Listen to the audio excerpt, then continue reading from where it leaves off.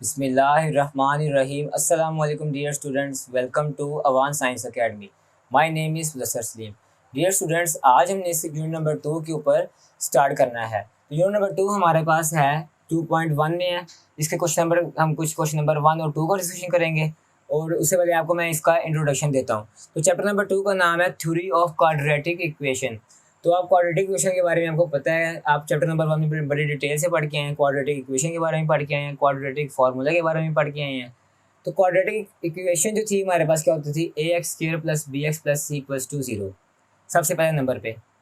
फिर हम इसी के ज़रिए हम क्या करते थे, क्वाड्रेटिक फार्मूला बनाते थे, यानी x = -b + -b² - 4ac / 2a। इसको हम क्या करते थे, क्वाड्रेटिक फार्मूला।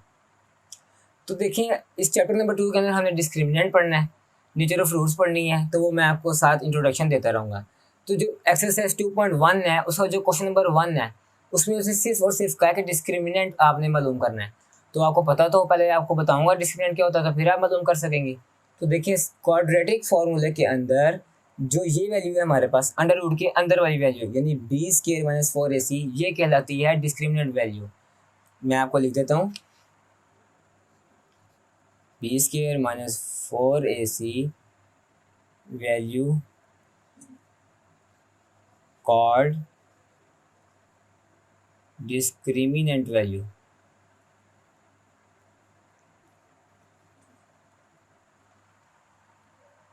क्वाड्रेटिक फार्मूले के अंदर अंडर रूट के अंदर जो वैल्यू होती है b² - 4ac, उसको हम कहते हैं डिस्क्रिमिनेंट वैल्यू। तो मैं आपको बताता हूँ तरीका। एक सवाल लिखते हैं हम क्वेश्चन नंबर 2.1 का, तो फिर आपको उससे ज़्यादा मालूम हो जाएगा कि हम डिस्क्रिमिनेंट मालूम किस तरह करते हैं। ये तो आपको मैंने बता दिया कि b² - 4ac डिस्क्रिमिनेंट का फार्मूला आप समझ लें। इसको फार्मूला ये आपने रिमेंबर करना है अच्छी तरह, ठीक है। अब इसको हम अप्लाई करते हैं एक्सरसाइज 2.1 में क्वेश्चन नंबर 1 के ऊपर। अब साथ साथ मैं आपको इंट्रोडक्शन देते रहूँगा। क्वेश्चन नंबर 1 का इंट्रोडक्शन ये था। अब question number 2 nature of roots हैं, उसके बारे में मैं आपको उसके साथ ही मालूम करूँगा, ठीक है स्टूडेंट्स। तो ये था हमारे पास डिस्क्रिमिनेंट का। अब देखें क्वेश्चन नंबर 1 में कहता है find the discriminant of the following given quadratic equations, ठीक है। तो उसने क्वाड्रेटिक इक्वेशंस दी हुई हैं, कहता है उसमें से आप डिस्क्रिमिनेंट मालूम करें। तो पहला क्वेश्चन लेते हैं, पार्ट नंबर 1। उसमें दिया उसने 2x² + 3x - 1 = 0। आपको पता था जिसमें स्क्वायर होता था पहले वेरिएबल के साथ और निशानी होती थी क्वाड्रेटिक इक्वेशन की, स्क्वायर होता था, फिर दूसरी वैल्यू के साथ कोई स्क्वायर नहीं होता था। इसको हम ऐसी इक्वेशन को हम क्या करते थे, क्वाड्रेटिक इक्वेशन। तो उसने हमें क्वाड्रेटिक इक्वेशन दिया, कहता है इससे आप डिस्क्रिमिनेंट मालूम करें। तो सबसे पहले हम क्या करेंगे कि देखेंगे, सबसे पहले इसमें ए की वैल्यू हमारे पास क्या होगी, x² के साथ जो वैल्यू होगी वो हमारे पास होगी ए की वैल्यू, ठीक है 2, ठीक है। उसके बाद b², पहले आप डिस्क्रिमिनेंट का फॉर्मूला लिख लें, यानी b² - 4ac, ठीक है। तो आपको पहले ही सही पता है कि ए वाली जो x² के साथ वैल्यू थी उसको हम कहते हैं a, फिर जो x के साथ वैल्यू थी उसको हम कहते हैं b वैल्यू, ठीक है। फिर कांस्टेंट वैल्यू हमारे पास क्या होती है, यानी -1 जो ये वाली है, ठीक है स्टूडेंट्स। तो कहता है डिस्क्रिमिनेंट मालूम करें। अब आपके सामने सारी वैल्यूज़ हैं, पुट करके डिस्क्रिमिनेंट मालूम कर दें, कोई मुश्किल बात नहीं है। तो देखें, लिख लें आप एज डिस्क्रिमिनेंट DISC लिख लें, b² - 4ac = 0। अब देखें b की वैल्यू हमारे पास क्या है 3, तो 3 का स्क्वायर -4, a की वैल्यू हमारे पास 2 है और c हमारे पास क्या है -1।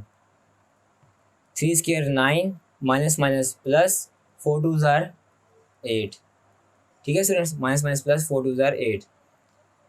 तो ये हमारे पास क्या आ गया, डिस्क्रिमिनेंट का हमारे पास जवाब आ गया 17, ठीक है इसी ऊपर। तो ये था हमारे पास क्वेश्चन नंबर 1 का, क्वेश्चन पार्ट नंबर 1। इसका एक और पार्ट मैं कह देता हूँ। जो चार पार्ट्स हैं स्टूडेंट, सिंपल आपने सिर्फ वैल्यू पुट करनी है उनकी और उसका डिस्क्रिमिनेंट आ जाएगा। एक पार्ट और कह देता हूँ मैं, पार्ट नंबर 2, जिसमें वो कहता है उसने वैल्यू दी है क्वाड्रेटिक इक्वेशन की 6² - 8x + 3 = 0। इसमें भी उसी तरह सबसे पहले हमारे पास a क्या है, इसमें 6, b क्या है हमारे पास -8 +8 नहीं, गलती नहीं करनी है आपने, माइनस है यहाँ पर, और c हमारे पास क्या है +3। तो as discriminant B square minus 4ac, B की हमारे पास क्या वैल्यू है -8 का स्केयर -4, ए हमारे पास क्या है 6 और सी हमारे पास क्या है 3। ठीक है, 8 का स्केयर क्या होता है आपको पता है, 8 8 ज़ार 64। अब ये माइनस वैल्यू थी स्केयर की वजह से प्लस वैल्यू होगी, -6 4 ज़ार 24 और 24 को आप 3 के साथ मल्टीप्लाई करें तो ये हमारे पास जवाब आएगा 24 मल्टीप्लाई बाई 3 72। ठीक है स्टूडेंट्स, तो माइनस कर दें 64 तो ये हमारे पास आ जाएगा जवाब -8 सिंपल। ठीक है स्टूडेंट, तो ये था हमारे पास क्वेश्चन नंबर 1 का पार्ट नंबर 1 और 2। इसी तरह पार्ट नंबर 3 और 4 भी सेम एज इट इज़ है, आप ट्राई कीजिएगा, इंशाल्लाह मुझे उम्मीद है कि आप कर लेंगे, कोई मुश्किल सवाल नहीं है। अब हम चलते हैं क्वेश्चन नंबर 2 की जानिब, जिसमें मैंने आपको नेचर ऑफ रूट्स पढ़ानी है, जिससे वो सॉल्व होगा।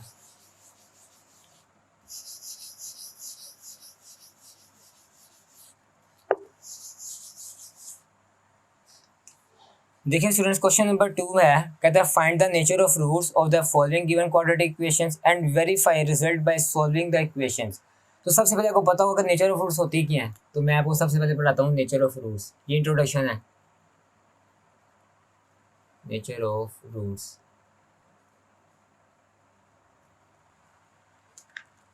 कहता है सबसे पहली नेचर क्या है,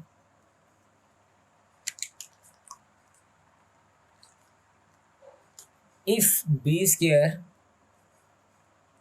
-4ac, यानी if discriminant B square -4ac greater than 0 and perfect square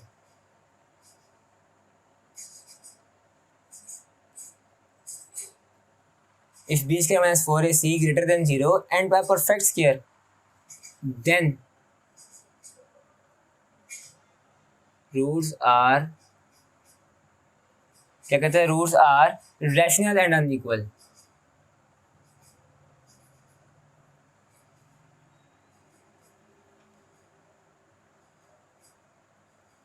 ठीक है, अब मैं आपको बताता हूँ रैशनल एंड रैशनल। आपको पता है ऐसे नंबर्स जो p/q की फॉर्म में लिखे जा सकें, उस नंबर को हम क्या कहते हैं, rational numbers.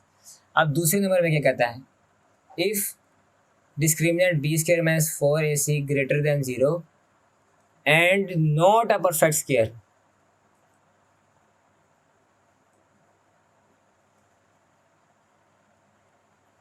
And not a perfect square, then roots are irrational and unequal. इसके उलट हो जाएगा, roots irrational and unequal.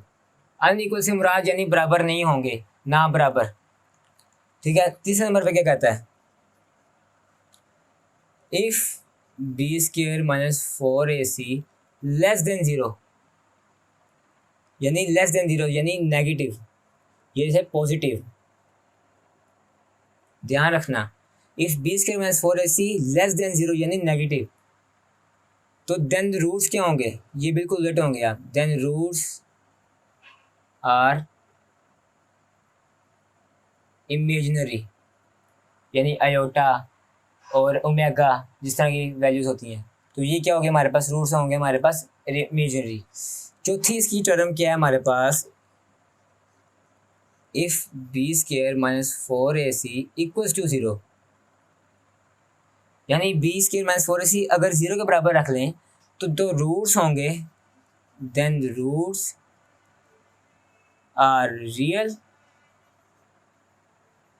And equal. तो रूट्स हमारे पास रियल होंगे और बराबर होंगे। तो ये 4 कंडीशन थी, तो ये आपको मैंने बता दी 1 बाय 1। अब देखें, इसकी मैं आपको मिसाल भी साथ साथ देता रहता हूँ, ये मैंने जगह छोड़ी है मिसाल के लिए। देखें, कहता है if B square minus 4ac has perfect square and roots are rational and unequal. तो देखिए परफेक्ट स्क्वायर किस तरह, यानी अगर हम एक इक्वेशन लें, यानी कंसिडर कर लें आप 6 + -√49 डिवाइडेड बाई 6 कर लें, मैंने आपको सिर्फ समझाना है। परफेक्ट स्क्वायर किस तरह, ये देखें 49 एक परफेक्ट स्क्वायर है, किस तरह कि 49 7 की स्क्वायर लें तो हमारे पास ये इससे कट जाएगा, तो पीछे हमारे पास 49 का परफेक्ट स्क्वायर हमारे पास क्या आएगा 7।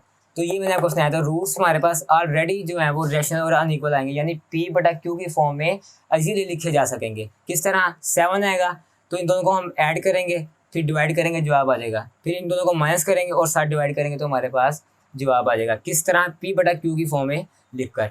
इसी तरह इसके उलट हमारे पास if B square minus 4ac greater than 0 and perfect square not a perfect square. किस तरह, इसकी मिसाल देते हैं, यानी x equals to 6 plus minus under root में आप 7 ले लें ओवर में 6। अब देखिए हमारे पास क्या है, अंडर रूट 7। अब आपको भी पता है कि ये एक नॉट अ परफेक्ट स्क्वायर है, तो आपको डेफिनेटली इसके जो रूट्स होंगे वो हमारे पास इरेशनल होंगे, यानी पी बटा क्यू की फॉर्म में हम नंबर्स को नहीं लिख सकते, यानी वो हमारे पास डेसिमल में जवाब आएगा, कोई भी इस तरह 0.88 किसी तरह भी डेसिमल में जवाब आएगा। तो पी बटा क्यू फॉर्म की ना लिख सकें उस नंबर को हम क्या कहते हैं, if B square minus 4ac greater than 0 and not a perfect square. ठीक है, तो ये थी इसकी एग्जाम्पल। अब देखें तीसरे नंबर पे वो कहता है if B square minus 4ac less than 0, यानी नेगेटिव। तो कहता है रूट जो हैं वो इसके इमेजिनरी होंगे। तो इमेजिनरी किस तरह होंगे, इसकी भी मिसाल देते हैं। अगर x equals to 6 plus minus under root -7 over 6 कर दें। अब देखिए अंडर रूट हमारे पास जिसमें आ रहा है माइनस में, तो आपको डेफिनेटली अगर माइनस को हम ख़त्म करें तो यहाँ पर क्या लगेगा, अयोटा। तो अयोटा एक क्या वैल्यू है, इमेजिनरी वैल्यू है। ठीक है स्टूडेंट्स, तो डेफिनेटली ये इसकी एग्जांपल है। अब इसी तरह क्वेश्चन नंबर 4, ये इसकी जो पार्ट इक्वेशन 4 है, यानी इसकी चौथा जो रूल है इसका, वो उसमें कहता है if B square minus 4ac equals to 0, यानी roots are real and unequal. तो जो इसके रूट्स हैं वो हमारे पास रियल और अनइक्वल होंगे। तो वो किस तरह, यानी x equals to 6 plus minus आप वैल्यू ले लें 0, क्योंकि इसमें क्या इक्वल्स टू 0 होंगे ओवर 6। तो definitely x equals to 6 plus minus 0/6, तो ये 6 ओवर 6 आ जाएगा हमारे पास। ठीक है स्टूडेंट्स, तो अब इसको समथिंग आप ऐड करेंगे तो हमारे पास देखें 6 ओवर 6 हमारे पास जवाब आ जाएगा, कटेंगे तो equals to 1। Then roots are हमारे पास रियल भी होंगे और अनइक्वल भी होंगे। तो देखिए स्टूडेंट्स, मैंने आपको नेचर ऑफ रूट्स बड़ी एक्सप्लेन तरीके के साथ 1 बाई 1 समझाई एग्जाम्पल्स के साथ। अब हम चलते हैं ऐसे क्वेश्चन नंबर 2 जाने जो इसके पार्ट्स हैं। तो मैं आपको 2-3 पार्ट्स करवा देता हूँ, आपको बहुत अच्छे ये क्लियर हो जाएंगे। ठीक है स्टूडेंट्स, तो ये थे हमारे पास।